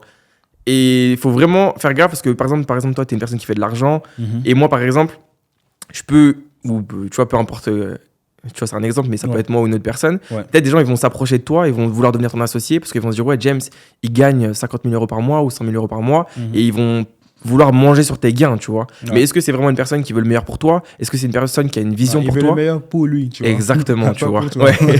Et en James, il voit le meilleur pour lui. Mais après, c'est normal, tu vois, c'est du business, mais il faut que ça soit sain, tu vois. Et c'est ça que, en ce moment, je pense que c'est quelque chose qui est important pour moi. C'est une personne qui a la même vision que moi, tu vois. On a des mêmes objectifs long terme. Une personne qui veut mon bien. Et une personne qui est honnête, tu vois. On peut... Tu sais, dernièrement, dans une de tes vidéos, je ne sais plus laquelle, tu disais en fait que quand tu deviens millionnaire, il y a beaucoup de personnes qui vont essayer de t'arnaquer. Et toi, qu'est-ce qui s'est passé? Combien tu as dû perdre dans ce genre de truc? Moi, je me suis fait arnaquer 2 fois. Il y a un mec qui m'a arnaqué qui s'appelle Yannick Chastain. Tu l'as balancé sur place. Normal. Ah ouais, moi. Qu'est-ce qu'il a fait du coup? En gros, l'histoire, je pensais à faire une vidéo YouTube sur ça, mais je vais en parler aujourd'hui, tu vois. En gros, justement, je te disais au début de la vidéo, du podcast, que j'ai commencé le e-commerce en 2016 avec Sébastien Cerise. Tu vois, c'était mon premier coach e-commerce. Et en fait, Sébastien Cerise, il avait fait un mastermind. Et tous les gens qui gagnaient plus de 500 € par jour, on était ensemble dans un mastermind, tu vois. Et moi, en fait, quand j'ai commencé le e-commerce en 2016, tu vois, j'étais un peu broke, j'avais pas d'argent et tout. Donc, mon coach Sébastien Cerise, j'ai grave une affinité sur ce qu'il fait, tu vois. Ça veut dire que quand on me parle de lui ou quand je repense à l'époque là, c'est l'époque où, vas-y, j'avais pas d'argent. J'ai commencé à pouvoir partir en vacances grâce à lui. J'ai commencé à pouvoir voyager. Donc, tu sais, j'ai une attache un peu sentimentale, tu vois, avec son mastermind et tout. Donc, tous les gens qui étaient dans le mastermind, c'est que des gens que je respectais, que je suivais beaucoup. Tu vois, on était une trentaine, quarantaine. Et pour moi, tu sais, j'étais un petit peu... tu sais, quand j'avais 19, 20, 21 ans, tu vois, j'étais un peu fan. Pas fan, mais tu vois, je kiffais, tu vois. Des gens qui sont... Ouais, exactement, tu vois. C'est normal, tu vois. Ouais, j'avais cette image du mec... Il t'inspirait, ouais. Exactement, tu vois. J'étais hyper inspiré, j'étais hyper reconnaissant aussi, tu vois. Parce qu'en vrai, c'est rare d'avoir une personne qui va venir dans ta vie, te donner une opportunité business où tu vas faire plus de 1 000 euros par jour, tu vois. Ouais, moi, j'étais fan de ça. Ouais. Et en fait, dans le mastermind, il y avait un mec justement qui s'appelait Yannick Chastain. Et en fait, en 2018, je crois, il avait lancé une formation sur le minage de crypto-monnaie. Minage de crypto-monnaie. Okay. C'est ça. Et moi, en fait, à l'époque, j'avais acheté sa formation. Et du coup, en fait, à l'époque, j'avais un petit peu d'argent, tu vois, j'avais quelques milliers d'euros de côté, mais pas assez pour acheter les machines et vraiment me lancer dans le business. Donc, j'avais pris la formation à 500 euros, j'avais eu les infos, mais je m'étais pas lancé à l'époque, tu vois. Et en fait, ce mec-là, du coup, moi, en fait, j'avais une grosse confiance envers lui parce que il faisait partie du mastermind de Sébastien Cerise. Ouais. Il avait lancé une formation sur le minage de crypto-monnaie. Donc, moi, en fait, tu vois, c'est comme si tous mes feux, ils étaient ouverts, tu vois. Ouais, j'avais plus de filtre ou en mode, je vais faire attention, truc de contrat, etc., tu vois. Tu l'as fait confiance c'est comme ça. Ouais. Et en 2022, il m'a envoyé un email où il parlait des minages des crypto-monnaies. Mais moi, ça faisait peut-être 4-5 ans que je voyais c'était qui, que je voyais des vidéos YouTube à lui. Tu vois, il a une chaîne YouTube, il a un Instagram pro, etc. Et donc, du coup, il m'a envoyé son truc pour les machines de minage. Et en fait, sa stratégie, c'était quoi? C'était que il disait qu'il te livrait les machines de crypto-monnaie avec 3 mois de délai, tu vois. OK. Et en gros, en 3 mois, son objectif, c'est de te prendre le maximum d'argent possible. Okay. Et après, au bout des 3 mois, il dit qu'il y a du délai, tu vois. D'accord. Ouais. Et du coup, toi, tu as perdu plus de 10 000 euros? Non, 140 000 $. Ouais. Ouais. Non, sérieux? Ouais, 140 000. Et du coup, le mec, il a jamais envoyé les machines? Non, il a jamais envoyé les machines. Et en fait, ce qu'il faisait, c'est qu'il avait 3 numéros de téléphone. Tu vois, il avait son numéro de téléphone à lui. Ouais. Il avait un numéro de téléphone où soi-disant c'était le fournisseur et un numéro de téléphone où soi-disant c'était le service client du mec, tu vois. Et quel recours tu as fait pour récupérer ton argent? Police en France, tu vois. Okay. En vrai, on m'a proposé, tu vois, des manières un petit peu plus... Mais ce que je me dis, c'est que dans la vie, tu récoltes ce que tu sèmes, tu vois. Donc, j'ai pas trop envie de m'aventurer dans des, tu vois, dans tout et n'importe quoi pour récupérer mon argent. Ouais. Certes, c'est une grosse somme d'argent que je récupérerai tôt ou tard, tu vois. Ouais. C'est justement d'ailleurs pour ça que je lui passe le bonjour dans cette vidéo et que je dis son nom. Comme ça, il pensera à moi et il va se rappeler de moi, tu vois. Franchement, c'est incroyable. Ouais. Incroyable. Bon, moi, de toute ma vie, j'ai jamais eu ce genre d'histoire, tu vois. Et j'espère que ça n'arrivera pas. Ouais, faire gaffe. Mais ouais, c'est incroyable. C'est incroyable. Et la deuxième fois, qu'est-ce qui s'est passé? C'était pour de l'or.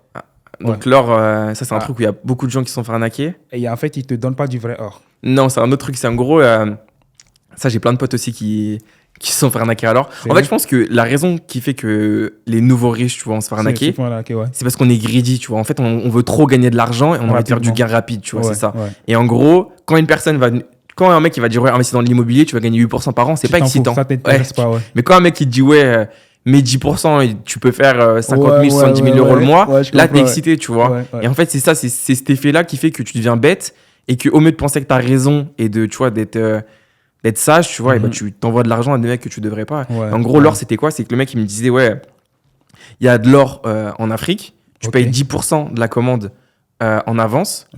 Et juste pour payer les taxes, etc., elle envoie en Afrique. Et après, sur Dubaï, tu vois, il y avait une grosse différence de prix. Je gagnais 70 000 ou 100 000 $, je sais plus exactement. Et sur Dubaï, tu peux revendre l'or et on partage le bénéfice, tu vois. Mais après, moi, le problème, c'est quoi? C'est que pareil, sur l'or, en fait, c'était une personne à qui je faisais extrêmement confiance, qui lui m'a présenté une personne qui était un escroc au final, tu vois. Ah ouais. Mais je pense que c'est une bonne chose, tu vois. Je préfère me faire arnaquer maintenant que plus tard, beaucoup plus d'argent. Exactement, tu vois. Même si c'est déjà des grosses sommes, tu vois. 140 000 $, c'est énorme. Mais quand j'y repense aujourd'hui, je préférais que Tu peux faire beaucoup de choses à faire. Ouais, ou que mon père, il les ait, tu vois, ou donner ça à ma famille plutôt qu'un mec qui m'a scam les ait, tu vois. Mais après, c'est une leçon de vie. Hein. Franchement, c'est triste, frérot. Et normalement, je pense que tu vas le récupérer. Il faut faire recours avec la police, etc. Je pense que tu vas récupérer. Franchement, ouais. Bah, je suis choqué. Alors, moi, je m'attendais à ce que ça soit 5 000 €, 10 000 €. Ouais. Incroyable, frérot. Franchement, je suis triste pour toi, tu vois. Je sais pas, je suis triste pour toi. Non. Ça fait combien de temps? C'était l'été dernier. Hein. L'été dernier? Ouais, c'était l'été dernier. Et le mec, il est sur Dubaï? Il est au Maroc. Au Maroc? Ouais. Il est au Maroc. Mais après, l'argent, tu vois, je trouve que c'est important, tu vois, mais il y a plein de choses qui sont plus importantes que l'argent, tu vois. Donc après, c'est une erreur que je ne ferai pas, tu vois, et j'ai bien retenu la leçon. Mais il y a plein de choses qui sont plus importantes, tu vois. Et je pense que... Franchement, t'as raison. Tant qu'on a en vrai la santé, tu vois, ma famille, mes proches, etc., C'est chiant, mais il y a pire. Par rapport à la santé, parlons-en justement. Est-ce que toi, tu vas souvent à la salle J'essaye, hein. Là, je fais entre 3 et 4 séances par semaine. Ouais. Après, moi, ce que je veux, c'est prendre du poids et j'aime pas manger plus, tu vois. Tu trouves ça difficile de manger? Ouais. De me forcer à manger, moi, j'ai du mal. Toi, tu vas à la salle en ce moment? Ouais, je vais à la salle. Ouais. Et moi aussi, j'ai le même problème que toi. Ouais. C'est-à-dire que j'arrive pas à manger quand j'ai pas faim. Ouais, pareil. Tu vois. Et pour prendre du poids, il faut y arriver, tu vois. C'est clair. C'est le problème. Ouais, moi, ça me dégoûte. Tu vois, manger 3, 4, 5. J'ai des potes, ils arrivent à le faire, tu vois, manger 5 fois par jour, mais moi, c'est horrible. Moi, j'y arrive pas, tu vois. Mais moi, ce que je fais en ce moment, je fais des shakers. Je mets de la banane, des protéines, des flocons d'avoine, tu vois, un truc hyper beaucoup plus facile à manger que de la vraie nourriture. Ouais. C'est vrai. Et franchement, hyper intéressant. Et j'aimerais savoir aussi, depuis, est-ce que tu es déjà allé au Congo? Non, mais justement, là, j'ai mon grand-père qui a 96 ans, qui m'envoie des messages, tu vois, qui veut me voir, etc. Ouais. Et j'ai le mariage de mon cousin, là, au mois de juin. Ouais. Donc, dans un mois, je vais y aller. Tu penses que tu vas aller? Ouais, pour la première fois de ma vie. Tu vas faire une vidéo pour YouTube? Je sais pas, je vais voir. Je pense que ça va être... Super intéressant. Ouais. Moi, tu sais, avant, moi, je pensais que tu étais plutôt dans les Caraïbes, Haïti, Guadeloupe, etc. Ouais. Il y a plein de gens qui pensent que je suis marocain, brésilien. Ouais, non, je suis congolais, français, ouais. Ok. Ouais, franchement intéressant. Parlons de mindset. Quel pourcentage tu donnes au mindset dans la réussite? Mindset? Tu penses que le mindset, c'est 90% de la réussite, 50% de la réussite? À quel niveau tu le places? 100%. Hein. Je pense que c'est... Ouais. Si t'as pas, en fait... À moins que tu viennes d'une famille riche et tout te tombe dans les mains, tu vois. Si t'as pas l'ouverture d'esprit de faire quelque chose, tu pourras jamais l'avoir dans ta vie, tu vois. Donc, et avoir l'ouverture d'esprit de faire quelque chose, pour moi, c'est le mindset, tu vois. Donc, je pense que notre niveau de réussite, il va être défini par notre mindset, tu vois. Tu penses quoi des gens qui disent « Ouais, je connais quelqu'un qui a un bon mindset, mais qui n'a pas de résultat ». Est-ce que tu connais des gens qui ont un bon mindset et qui n'ont pas de résultat ou qui ne sont pas sur la bonne voie? C'est que le mindset, il n'est pas bon dans l'ensemble, tu vois. Je pense avoir un... Si tu as un bon mindset et tu n'as pas de résultat, c'est que tu es sur le chemin, en fait. Et limite, tu t'en fous parce que quand tu as un bon mindset et tu es en train de travailler dur sur un projet que tu kiffes et que tu sais que ça va payer... Moi, par exemple, quand j'ai commencé le e-commerce, je savais que j'allais faire 1 000 euros par jour. Mon premier objectif, c'était de faire 1 000 euros par jour. Et même si je perdais de l'argent et même si c'était dur... Je savais que j'avais bon mindset parce que peu importe ce qui allait se passer, je savais que j'allais faire cet argent, tu vois. Donc, un mec qui est sur cette voie-là, il va te le dire lui-même.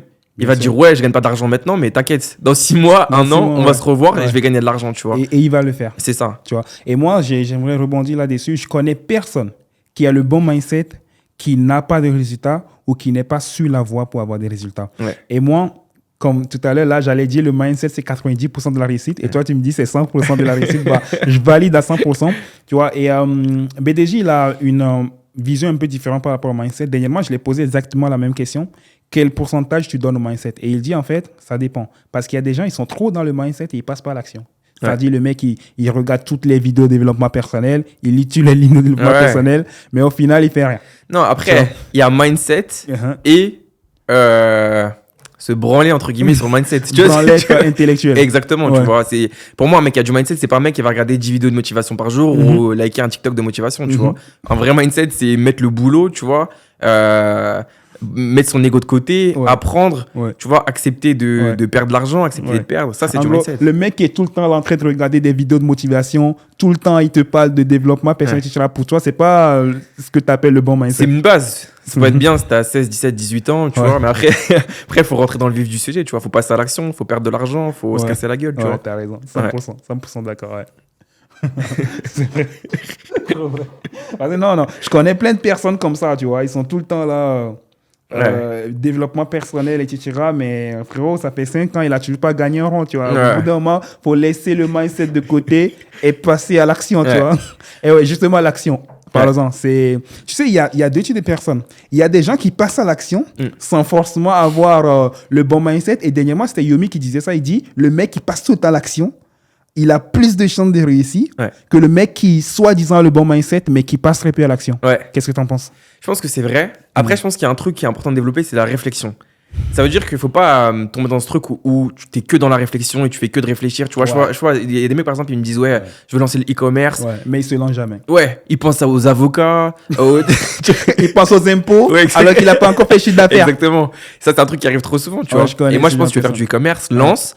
Et ensuite, après, tu verras comment payer les impôts et les avocats. Ouais. Frérot, je te jure. Ça, tu sais, j'ai plein d'élèves, tu vois. Non, du coup, ce n'est pas des élèves. Des gens qui m'envoient un message sur Instagram. Ouais, James, comment je vais faire si les gens ils vont copier mon produit? Frérot, déjà, trouve un produit gagnant. Et ensuite, fais des millions. Et après, on verra si les gens vont te copier. Ou alors, le mec, il envoie un message. James, comment je fais pour les impôts? Comment je fais pour déclarer mon entreprise? Ça, c'est des questions de gens qui ne veulent pas passer à l'action. Moi, tu sais ce que moi j'ai fait? Moi, je me suis jeté à l'eau et ensuite, j'ai réfléchi. Comment est-ce qu'on va faire? Comment est-ce que je m'expatrie à Dubaï? Comment est-ce que je gère les impôts? Et pour les gens qui me regardent aujourd'hui, si j'ai un conseil pour vous, les amis, au lieu de vous poser des questions qui n'ont pas lieu d'être, ce que vous devez faire plutôt, c'est de vous lancer et ensuite vous résolvez les problèmes quand ils sont là. N'essayez pas de réfléchir à des problèmes qui n'existent pas encore. Tu vois? C'est clair. Parce que le mec qui se demande, est-ce que les gens vont copier mon produit quand ça va être gagnant? Le produit, tu n'as pas encore le produit. Déjà, trouve le produit, fais de l'argent et ensuite, on verra si les gens vont te copier ou pas. Il faut résoudre les problèmes qui sont là maintenant, pas de réfléchir à des problèmes qui n'existent pas. Et aussi, un autre truc, frérot, c'est que c'est l'hyper-réflexion. Moi, ce problème-là, je l'ai des fois. C'est-à-dire que je réfléchis trop. Mais je pense qu'il y a deux trucs, tu vois. Il y a justement, je pense que quand tu te lances dans le business, c'est bien de justement passer à l'action et t'apprends sur le tas, tu vois. Par contre, il y a un truc que j'ai remarqué, c'est que entre la différence entre les mecs qui vont faire 1 million et 10, 15, 20, 30 millions, c'est que les mecs qui font plus de 10 millions en général, je vois qu'ils réfléchissent mieux, en fait, tu vois. Donc, je pense qu'en fait, il faut un temps où tu travailles ton intelligence. Tu vois, en vrai, ce qui va faire que tu réussis, c'est pas le nombre d'heures que tu travailles. Tu vois, mon père, par exemple, il bossait 15 heures par jour et le pauvre, il a fait faillite, etc. Tu vois. Donc, en vrai, ce qui va vraiment faire que tu gagnes de l'argent, c'est que tu travailles intelligemment. Et justement, comment tu développes ton intelligence? Justement, tu sais, il y a la lecture, il y a les conversations, il y a ton network. Et je pense que c'est un truc que beaucoup d'entrepreneurs négligent. C'est que, il va y avoir la partie action, tu vois, business, mais des fois, en fait, prendre du recul sur son business et, tu vois, justement, prendre de la grandeur un petit peu sur son business, tu vois, et travailler sur ta réflexion, sur comment, tu vois, te différencier du game et justement atteindre les 10, 20, 30, 50, 100 millions d'euros de chiffre d'affaires. Je pense que c'est un truc qui est négligé. Et moi, justement, en ce moment, je travaille beaucoup sur ça, sur juste travailler ma pensée, en fait. Parce que ce qui va faire la différence entre un mec qui va réussir à faire 1 million et un mec qui va faire 100 millions, c'est juste leur réflexion. Le mec qui est 100 millions, il va réfléchir différemment. Entre deux entrepreneurs, c'est quoi leur différence? C'est qu'il y a un mec qui réfléchit mieux que l'autre, en vrai, tu vois. Et j'ai une question par rapport à la discipline. Tu sais, sur les réseaux sociaux, on nous vend le fait que tu dois te réveiller à 6 h du matin. Après, tu dois faire 30 minutes d'exercice. Après, tu dois manger à telle heure. Après, tu dois travailler. Est-ce que toi, tu as une organisation hyper disciplinée sur la journée ou comment tu fais? Bah ça, moi, il y a deux choses, tu vois. Parce que le truc, c'est que moi, par exemple, je suis devenu millionnaire sans faire ça. Donc, je pense pas qu'il y a besoin de ça pour devenir millionnaire, tu vois. Et j'ai vu plein de mecs dans l'e-commerce. Ils sont pas du tout. On vivait au Rixos, tu vois. On se réveillait à 10, 12, 14 heures, tu vois. Et on allait en soirée, etc. On faisait de l'argent.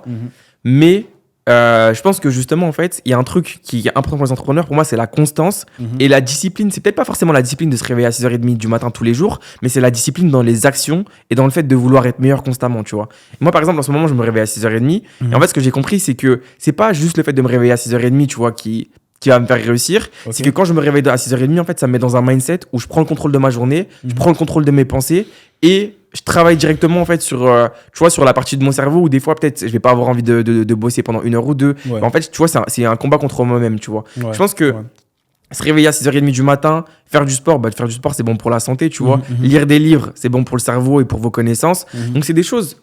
Comme je l'ai dit, moi, je suis devenu millionnaire sans ça. Par contre, si tu veux être le meilleur dans le game, tu vois, si tu veux être la meilleure version de toi-même et avoir le plus de résultats possible, bah, peut-être qu'il faut penser à ça, tu vois. Je vois, t'as raison. En gros, pour résumer, en fait, t'as pas besoin d'une discipline de fer de Cristiano Ronaldo pour devenir millionnaire. Ouais, mais est-ce que tu vas être Cristiano Ronaldo ou pas? Non. Ça dépend de la personne. Exactement, c'est ça. Tu vois, moi, personnellement, là, je suis dans un mindset où, justement, j'ai envie de devenir la meilleure version de moi-même. Et je comprends pourquoi, justement, Cristiano Ronaldo, il boit que de l'eau, il boit pas de coca, il se réveille à 6h30, etc. Donc, après, c'est ça va dépendre de vos résultats. Si vous juste être millionnaire, parce qu'après, les gens, ils ont tous cet objectif de millionnaire. Mais la vérité, c'est que c'est pas un truc de fou, tu vois. Avec l'inflation, à Dubaï, le lifestyle, il coûte cher. Tu vois, donc être millionnaire, pour moi, c'est une bonne première étape dans le business, et dans ta vie d'entrepreneur, tu vois. Mais avec 1 million, tu vis même plus une vie. Alors, pour toi, tu penses qu'il faut combien d'argent, combien de millions pour vivre confortablement jusqu'à la fin? Je pense qu'il faut 10 millions, entre 5 et 10 millions bien investis, tu vois. 10 millions bien investis, tu mets ça à 10% par an, tu as fait 1 million, ça fait 1 million par an, 80 000 euros par mois environ. C'est énorme. Justement, parlant d'investissement, est-ce que tu penses que l'investissement, c'est quelque chose pour s'enrichir ou c'est plutôt quelque chose pour protéger ce qu'on a déjà? Protéger. Ouais. Est-ce que tu connais des gens qui sont riches? C'est-à-dire qu'il y a des débutants qui pensent à investir. Ouais. C'est-à-dire le mec, il n'a pas de cash flow qui rentre et il dit, dans quoi je vais investir? Alors déjà, fais un business qui marche et après, on voit dans quoi tu investis. Est-ce que toi, tu connais des gens qui sont riches, mais qu'en investissement? C'est-à-dire qu'ils ne sont pas riches à partir de business, mais qu'avec des investissements. C'est intéressant ce que tu dis. Non, je ne connais pas. Ouais. Tous les mecs que je connais qui ont de l'argent, c'est des mecs qui font des business. Mais c'est vrai que ça peut être bien aussi pour un débutant de commencer parce que justement, moi, je pense que quand je suis devenu multimillionnaire, j'ai perdu plus d'1 million d'euros, comme je dis sur ma chaîne YouTube, tu vois, parce que je n'avais pas justement ces bases d'investissement et de connaissances, tu vois, d'éducation financière. Mais comment ça se fait que avant d'investir, tu n'as pas consulté des gens qui sont experts dans le domaine? Non. Tu as voulu faire toi-même? En fait, moi, j'ai fait des millions avec la crypto, NFT, etc. Et j'étais matrixé, tu vois. À l'époque, il y a des journées, Bored Ape, ils ont fait un drop de token. J'ai gagné 250 000 euros en une journée sans rien faire. J'ai acheté mon premier Bored Ape à 46 Ethereum. Ça coûtait, je crois, à l'époque, 160 000 $. J'en ai vendu un 360 000 $, tu vois. Donc, j'ai gagné 200 000 balles sur une NFT. Donc, je gagnais tellement d'argent qu'en fait, j'étais plus dans mes émotions et dans cette spirale du marché, tu vois, que dans vraiment l'investissement, la connaissance du marché et, tu vois, prendre des décisions qui étaient sages, tu vois. Ouais, franchement, t'as raison. Et toi, du coup, t'investis un peu ou... Ouais, en fait, moi, j'investis dans les terrains. Ouais. Parce que ça, c'est quelque chose que les gens ne connaissent pas en France. C'est-à-dire qu'en Afrique, quand tu achètes un terrain aujourd'hui, dans 10 ans, c'est presque sûr que tu fais du x10. Et ça, c'est un business qui n'est pas très connu en Europe. Et pour les gens qui viennent d'Afrique comme moi, c'est un business qui est super intéressant. Et les terrains, c'est comme de l'immobilier, sauf que ça prend beaucoup plus de valeur que l'immobilier normal. Et tu investis dans quel pays, du coup? Dans mon pays, au Togo. Ok. Ouais. Nice. C'est un très bon business. Ouais. En gros, tu achètes les terrains, des hectares de terrain qui coûtent même pas cher et tu attends 10 ans et tu revends. Moi, en matière d'investissement, j'ai qu'une stratégie long terme. Parce que j'ai lu un livre qui s'appelle L'homme le plus riche de Babylone. Et ils m'ont dit en fait que mieux vaut avoir un gain sûr sur le long terme que de prendre des risques élevés sur le court terme. Tu vois. Du coup, pour gagner beaucoup d'argent, il faut faire du business. Mais quand il faut investir, il ne faut pas investir dans l'optique de gagner de l'argent sur le court terme. Tu vois. Le mec sage, c'est le mec qui investit qu'avec des projections long terme. Tu vois. Qu'est-ce que tu en penses? Ouais, je suis 100% d'accord. Après, il y a des investissements comme la crypto ou les NFT ou des trucs comme ça qui peuvent être explosifs ou les shitcoins, tu vois. Mais limite, moi, je les vois comme un business parce que si tu veux acheter la crypto-monnaie au bon moment et la vendre au bon moment, faut que tu sois vraiment focus, faut que tu t'informes sur ça. Donc, ouais, mais après, si tu veux protéger ton patrimoine et investir ton argent, t'as raison. Et justement, il faudra que tu me parles plus en détail des terrains en Afrique. Non, mais c'est super intéressant. C'est-à-dire que moi, pour te donner un exemple, moi, mes parents, ils ont acheté des terrains à un prix et 10 ans après, ils ont quasiment tout vendu 10 fois le prix. Et d'ailleurs, c'est eux qui m'ont mis dans ça. Parce qu'avant, moi, j'y croyais pas, mais j'ai vu les preuves. C'est-à-dire que le mec, il a acheté des terrains pour un prix et il attend 3-4 ans et il vend ça 10 fois le prix. Je me dis, mais est-ce que les business qui te font 10 fois à coup sûr, c'est rare en fait. Ouais, c'est clair. Et pourtant, là, ça se fait tranquillement. Juste, il n'y a pas beaucoup de personnes qui investissent. Ouais, je pense que l'Afrique, il y a un potentiel énorme en Afrique. Il y a beaucoup d'opportunités. Ouais. Et la France, je pense que ça va devenir un pays, enfin, c'est déjà en train de devenir un peu un pays du tiers-monde, tu vois. Pourquoi tu dis ça? Parce qu'avec tous les gens, ils font que de manifester, il y a moins d'opportunités, la mentalité, elle est plus au développement, tu vois. Les Français, ce qu'ils veulent, c'est justement être payés par l'État, toucher l'argent de l'État. Alors qu'en Afrique, là, il y a beaucoup d'opportunités, il y a tout à faire, tu vois. Mais moi, ça me fait poser de vraies questions. Comment ça se fait qu'en France, la plupart des gens ont une mentalité de salarié, ils ne prennent pas leurs responsabilités et pourtant le pays est riche? Et moi, je n'ai pas compris ça. Parce que je me dis, pour avoir un pays riche, il faut des gens qui ont un bon mindset, qui veulent percer, etc. Alors qu'en France, la majorité des gens ne sont pas comme ça. Mais comment tu expliques ce décalage entre le mindset et la richesse du pays? Bah justement, je pense que le fait que ce soit un pays riche et qu'ils aient justement envoyé la richesse, tu vois, facilement vers le peuple sans que le peuple n'ait rien à faire, ça a un peu rendu les gens un peu lazy. Et comment ils sont devenus riches si les gens étaient déjà comme ça? C'est-à-dire qu'avant, ils n'avaient pas ce mindset, les Français. La France, je ne sais pas exactement comment la France a fait sa richesse. C'est peut-être la colonisation, peut-être. Il doit y avoir une part de ça. Je sais que Chirac, il disait ça, que sans l'Afrique, la France ne serait pas où elle serait aujourd'hui. Parce que quand j'ai vu le mindset déjà, les Américains, ils n'ont pas le même mindset que les Français. Non. C'est-à-dire que quand tu vois les Américains, comment ils réfléchissent, ça explique leur richesse. C'est vrai. Tu viens en France, tu vois comment les gens réfléchissent, tu te dis, mais comment ça se fait qu'ils sont riches? Mais je pense que justement, pour moi, ça va expliquer pourquoi ils vont devenir pauvres dans le futur. Non, mais vraiment, quand je vois genre comment le pays se développe, je préfère largement investir au Togo, au Congo, au Sénégal, des pays d'Afrique qui sont en train de se développer où tu vois, en fait, il y a tout à faire là-bas. Il y a tout à construire, les routes, l'agriculture, les maisons, etc. Il y a des belles performances à faire. Plutôt que dans un pays où il y a beaucoup de choses qui sont déjà construites. Et en plus, les gens, ils cherchent à partir. Il y a de l'insécurité, tu vois. C'est vrai. C'est vrai. Je pense que c'est bien justement de pouvoir faire comme ça des podcasts ou des interviews ou plein de trucs comme ça où on parle et on échange un peu sur nos expériences parce que... Regarde, il y a des gens qui nous regardent, ils ne sont pas débutants, frérot. C'est-à-dire, dans les podcasts, il y a des gens qui nous regardent, ils font 10 000, 15 000. Ouais. Et en fait, eux, c'est ça que je disais, j'ai l'impression que personne ne leur donne des conseils. Ouais, qui sont délaissés. Ouais. Parce qu'il n'y a pas d'entrepreneur, sa niche, c'est les gens qui font déjà de l'argent, tu vois. Ouais, c'est vrai. Tout le monde essaie d'aider les débutants, mais la plupart des débutants qui nous regardent, ils ne vont même pas passer à l'action, c'est incroyable, tu vois. Ouais, c'est vrai. Mais je pense que moi, qu'est-ce que tu penses du fait d'aider les gens qui s'aident déjà? C'est-à-dire, le mec, il est là, il veut percer, il donne tout. Et il y a d'autres personnes, ils sont là, ils foutent rien. Moi, je pense qu'en matière d'aide, si tu investis dans quelqu'un qui s'aide lui-même déjà, tu as plus de chances d'avoir de rentabilité. Moi, je pense que c'est important, tu vois. Même comme je te disais tout à l'heure, mon coach tu vois, en e-commerce, Sébastien Cerise, qui m'avait aidé avec la formation e-commerce. Tu vois, je pense que tu vois, il m'a appris, j'ai changé de vie. Après, moi, j'avais fait une formation e-commerce aussi, tu vois, avec Thomas. On a aidé pas mal de gens qui ont eu des résultats aussi. Et je pense qu'en fait, il faut toujours continuer cette boucle où, toi, peut-être la formation Yumi, justement, Yumi t'a aidé à t'expatrier à Dubaï, à changer de vie. Et peut-être que demain, tu vois, toi, tu vas aider une autre personne. Et je pense qu'il faut constamment garder ce truc. J'ai déjà aidé des gens. Ouais. Je pense que c'est hyper important. J'ai déjà aidé. Et tu sais, ça, c'est quelque chose qui est incroyable. Quand grâce à tes stratégies, des gens font de l'argent. Ouais. C'est bizarre. Ouais. Parce qu'il y a un mec qui est venu me voir à Dubaï, il a fait 500 000 chiffre d'affaires. Nice. Et grâce aux stratégies que j'ai dit dans le coaching, il a pu faire ce voyage, il a pu maintenant vivre de son business, tu vois. Ouais. C'est magnifique en vrai. Ouais.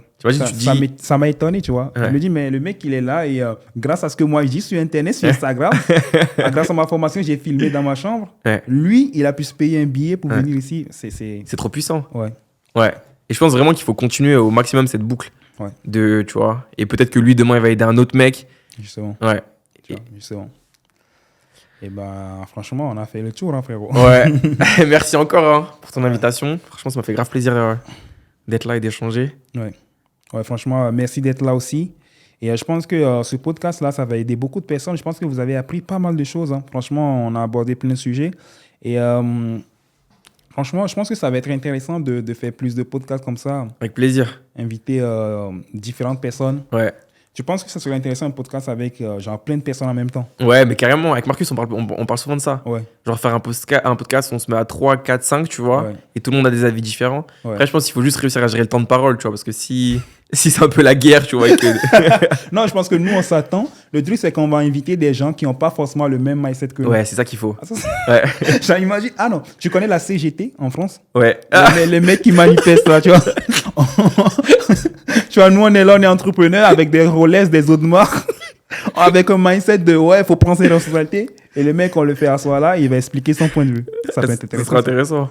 Il y a un mec qui m'a proposé ce concept. Il m'a dit de venir en France et d'aller à une manifestation. Là, c'est smart. Ils font encore les manifestations là, je pense. Ouais, je crois, mais en ce moment, la France, c'est la guerre. Hein. Ouais, tu vois. Ouais. Il m'a dit d'aller en manifestation avec une putain de Rolex et je lui ai dit, c'est le mindset, frérot. Faut avoir le bon mindset pour pas manifester, tu vois. Il dit ça va cartonner. Je dis mais ça va cartonner, mais ce qui peut aussi cartonner, c'est que ça va partir en couille, tu vois. Oui. Imagine les mecs de la CGT. Ouais. Tu vas lui dire que sa vie est entre ses mains, que c'est pas à cause de Macron qu'il est pauvre, que c'est sa faute. Ouais. Le mec, il va pas comprendre. C'est une putain d'idée. C'est-à-dire, on est dans un monde complètement différent. Ouais. Parce que imagine, est-ce que toi, tu te vois te lever et aller manifester pour... Jamais. Le truc, c'est... Moi, je comprends pas, tu vois. Ouais. Après, je peux comprendre qu'il y a un problème. Ouais. Mais le truc, c'est le temps que je vais prendre pour aller manifester, moi, je préfère 100 fois utiliser ce temps pour lancer un business. Et même, en fait, je pense que j'aurais honte de manifester pour de l'argent. Ouais. C'est comme si, en fait, donc moi, j'attends que Macron ou l'État me donne de l'argent. Voilà, c'est ça. C'est comme si je pouvais pas le faire tout seul, tu vois. Et je me dis, mais il y a des adultes qui font ça. Mais je me dis, mais quel est le... Après, c'est pas un jugement de valeur, ou bien... Mais ce que je ne comprends pas, c'est pourquoi le mec qui se demande pas que, en fait, à un moment donné, c'est ma vie, c'est moi qui ai le pouvoir de le changer. Pourquoi ils pensent que c'est l'État ou bien c'est quelqu'un d'autre? Je comprends pas. Pourquoi ils n'ont pas ce raisonnement? Ouais, c'est clair. Alors que pour moi, c'est évident, tu vois. Mais je pense que Attends, je vais dire un truc. J'ai oublié ce que je voulais dire. Je sais pas, c'est... Ouais, non, mais carrément. Et les gens... Je comprends pas. Pourquoi ils se demandent pas ça? Pourtant, c'est évident, tu vois. Imagine, tu te lèves, tu prends ta pancarte, tu marches dans la rue. Tu dis Macron démission, parce que tu penses que Macron, il est responsable de ce qui arrive dans ta vie. Mais ça que je voulais dire, c'est qu'en fait, justement, c'est un risque, en fait. Moi, ce que je trouve fou dans ça, c'est que c'est un risque énorme de laisser le gouvernement, en fait, décider de ton futur. Ça veut dire que si demain, par exemple, là, les gens ils se plaignent de la retraite, mais si demain, la France dit, ouais, on arrête la retraite, les gens, ils savent pas comment ils vont vivre. Tu vois, mais c'est pour moi, c'est faux. Parce qu'ils n'ont pas fait eux-mêmes leur propre retraite. Exactement. Du coup, si demain, parce que pour une raison X ou Y, le gouvernement dit, bon, maintenant, c'est la guerre avec la Russie. Exactement. On ne peut plus, les retraites, on va les mobiliser dans la guerre. Et du coup, le mec, il n'a plus d'argent. Parce qu'il n'a pas prévu lui-même sa propre retraite. Exactement. Et pour moi, c'est là où les gens qui sont pauvres et qui disent que faire de l'argent, c'est pas important, ils sont égoïstes. Parce que si demain il y a une guerre, ça veut dire que tu acceptes de ne pas être en situation de prendre des billets d'avion pour ta famille, de ne pas nourrir ta famille. Tu vois, et je pense que l'argent, c'est plus qu'une question d'argent, c'est la sécurité. Là, je vais rebondir dessus. Les gens qui disent l'argent ne fait pas le bonheur, ok? Et qui eux-mêmes, ils n'ont pas d'argent et qui pensent que c'est pas important d'avoir de l'argent. Parce que pour eux, ils disent, ouais, l'argent, c'est pas important, le plus important, c'est la santé. On est d'accord, oui, ok. Mais ce qu'ils oublient, c'est que leur argent peut aider à construire des hôpitaux. Leur argent peut aider à construire des écoles, s'ils en avaient. Tu vois? Du coup, en gros, si tu as de l'argent, ça ne concerne pas que toi. Ça concerne aussi les gens que tu peux aider. Du coup, les gens qui disent l'argent ne fait pas le bonheur, ils construisent pas d'hôpitaux, ils construisent pas d'écoles. Mais nous, aujourd'hui, aujourd'hui, on peut aider les gens qui comptent sur nous.